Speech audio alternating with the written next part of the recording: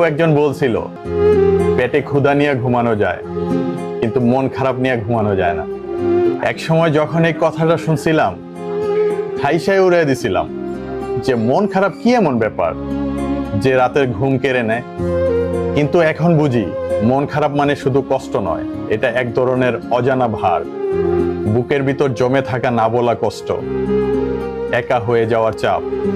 পেটের ক্ষুধা একসময় ঘুমিয়ে পড়ে, কিন্তু মনের ক্ষুধা সারা রাত জেগে থাকে। মন খারাপের সময়গুলোতে পৃথিবীটা অনেক দূরের মনে হয়, কাছের মানুষগুলো অনেক অচেনা হয়ে যায়।